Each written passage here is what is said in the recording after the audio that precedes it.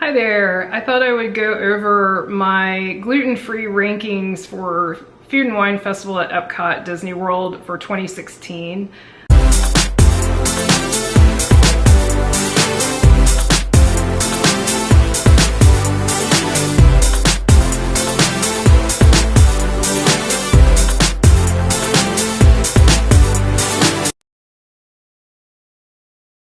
We have not been to the food festival, as you know if you follow our vlogs regularly, yet. However, we did go last year and most of the gluten-free items are the same this year. At least over half of them are the same. So I thought I would rank them. Again, this is personal preference, and I will say, even though Disney marks them gluten-free, I also hear it called gluten-friendly because they don't want to call it gluten-free. They do warn that there is cross-contamination risk in the food and wine kiosks. So use your own best judgment and talk to the cast members at Disney. Definitely don't take my word that it's gluten-free and safe for you. I'll also put some information about that down in the show notes, so please read that as well. I'm using the list off of gluten-free, dairy-free Disney World's website. I will put a link right here, and I'll also put a link in the show notes.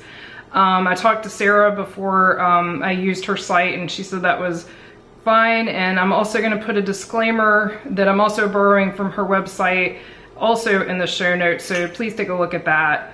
Now back to the good stuff, the food. I'm going to start with rankings based on the things that I've actually eaten. Number one for me is the Cellier wild mushroom beef filet mignon with truffle butter sauce. This is hit or miss, I'll be honest. When it's cooked properly, it's fantastic, but I did get it once and it was way overcooked. So your mileage may vary. We were lucky enough to be there a really long time last year during Food and Wine. We were there 10 days, so I was able to eat it more than one time. And I still would say that's my favorite, even with the one that wasn't perfect. Number two for me is the grilled beef skewer with chimichurri sauce from Patagonia. This is really, really good. I highly recommend it. It's the sauce that makes it. The skewer's great, but the sauce is incredible. Definitely give that a try. The next one that I really enjoyed, and it surprised me, I didn't think I would like it, was the layered meat pie with mashed yucca from Brazil. It's hard to describe exactly, but it reminds me a lot of a shepherd's pie, if you've ever had that. It's basically some ground meat, I believe it's beef, but don't quote me on that because I'm not sure, but it tasted like beef, layered with spices, but it's not super hot. And it has the mashed yucca on top, which basically looks like mashed potatoes and pretty much tastes like mashed potatoes, slightly different, but very similar. That was extremely good. It's not the best hot weather dish if you're there during a really hot time of Food and Wine, but otherwise I think it's excellent. I don't have a huge sweet tooth, but number four is actually a dessert. It's the warm chocolate pudding with Irish Cream Liqueur Custard from Ireland. This was fantastic. I also had this more than once last year. Even though it's called a pudding, it's actually like a little chocolate cake with a cream liqueur type sauce poured on top. Really, really good. And it's the kind of serving I actually appreciate for a dessert. I'm not a huge dessert person, so it's really small, you know, maybe that big, so just the right amount. Number five is the Berbere-style beef tenderloin tips with onions, jalapeños, tomato, and pap from Africa. This was spicy, at least to me. I am a sort of wimp when it comes to spices. So, you know, if you love spicy food, you might not even think it's that spicy, but this has actual jalapeno slices in it. So it's pretty spicy, but still very, very good. And the pap, if you've never had it, is very much like grits. Very, very similar. I don't know what the difference is exactly, but it tastes pretty much like grits. Number six for me was grilled sweet and spicy bushberry shrimp with pineapple, peppers, onions, and snap peas from Australia. This surprised me because of the name. I was afraid it would be too spicy. It does have a bit of a kick, but it's just a nice balance to the sweet flavor. The shrimp were cooked really well, which was impressive in these, you know, food kitchens, the little kiosks.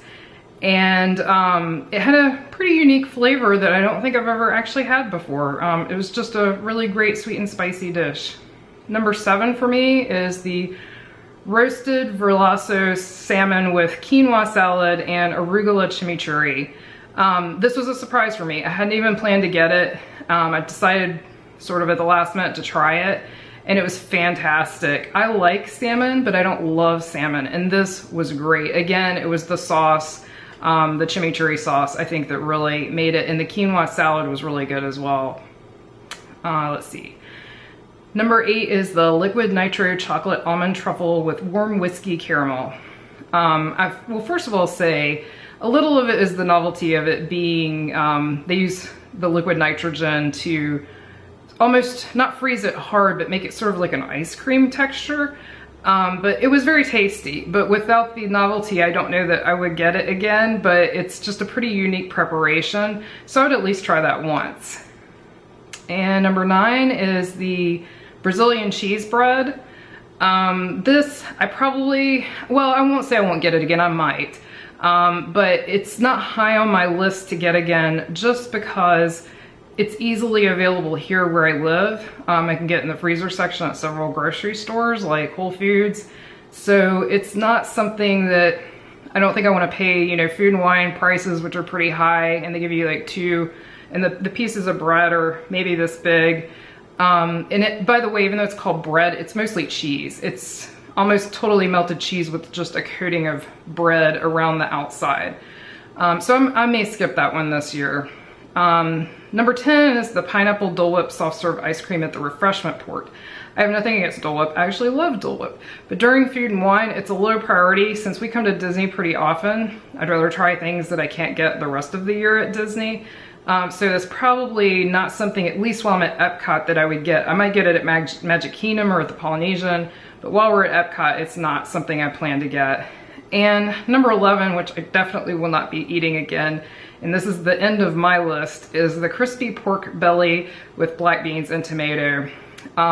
You'll see in the footage, it was not good. It was, I think I got a quote bad piece that was all fat. I've talked to people since I got it, and it's supposed to be crispy and have some meat. Mine was 100% squishy fat. It was not good. So I'm just not willing to try it again. That was actually my first time eating pork belly ever, so maybe I just don't have a taste for it. I don't know. So then I'm going to talk a little bit about the new items, or at least new to me. They may not be new, but to the best of my knowledge, they're new. The first one is duck confit with creamy polenta and fire roasted salsa at the Greenhouse Guru, hosted by Village Farms. That's a new booth, and I did have duck confit in France at the food festival. I don't know if it was this one or Flower and Garden, but they've moved it to this greenhouse, and the creamy polenta and fire roasted salsa interests me, so I probably will try this. I didn't love it in the France kiosk, but I'm willing to give it another try. The next one is the heirloom tomato salad with goat cheese and aged balsamic vinegar at the same kiosk, the Greenhouse Guru. I will definitely try that. I love tomato salads with goat cheese, love balsamic vinaigrette. We'll definitely be trying this. The next one is mojo pork with black beans, cilantro rice, and pickled red onions. I had an extremely similar sounding dish at the Dominican Republic last year, and it wasn't very good. It was shockingly low on flavor, which is not what I would have expected. However, since this is slightly different name, different booth, by the way, that's from the Islands of the Caribbean, which is another new booth, I will probably try it. I know I don't like pickled onions, but they're usually right on top and can be picked off, so I'll probably give this a try. Number 4 for me is the chilled tomato gazpacho with lump crab meat, and we're back at the Greenhouse Guru again. This sounds good. I'm not a huge gazpacho fan, but the lump crab meat, you know, intrigues me, so I'll probably give that a try at least once.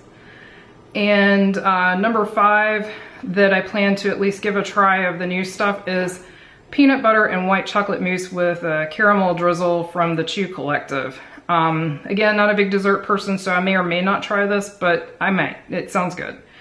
New, and I'm not planning to try, or old, and I haven't tried but still don't plan to try. Number one is the grilled lamb chop with mint pesto. I know this is a favorite of so many people, but I am just not a lamb fan, and it's also one of the more expensive items. So I don't plan to get that. It's not new, but I don't plan to get, that's in Australia, but it is gluten-free. Number two is pickled beet salad with herb goat cheese and some other things. That's from Farm Fresh. I am not a beet fan. I don't hate them, but again, the food and wine prices, that's just not high on my list to try. The next one is the red wine chocolate truffle from Chocolate Studio. It sounds okay. I'm just not a big dessert person, and the chocolate truffle I got last year, it was a cherry chocolate. It was not very good, and so that makes me a little hesitant to try this one because it's from the same booth, the Chocolate Studio. Number four, creme brulee caramel chocolate. It's in France. It is new this year, but they had a vanilla version last year. Again, just not a huge creme brulee fan. I don't hate it, and also not a big dessert fan. So the number five I definitely won't be trying is the mini San Marzano tomatoes at the Greenhouse Guru, hosted by Village Farms. I've seen pictures of this, and it's literally a small plastic bag like you can buy at the grocery store of tomatoes. So I will definitely not be paying food and wine price for a bag of tomatoes I can get at the grocery store. So that pretty much wraps up my list. And once we actually go to Food and Wine, we'll of course put a vlog with our actual reviews while we're eating it. But since we're not going till later in the festival, I thought I would go ahead and share my preliminary plans, a lot of it based on what I've already had last year, in case that helps some of you that are gluten-free, or even some of you that aren't and just curious what I liked. That's what I liked. So anyway, thanks for watching, and if you enjoyed this, we would appreciate you subscribing, liking, sharing with your friends. Bye!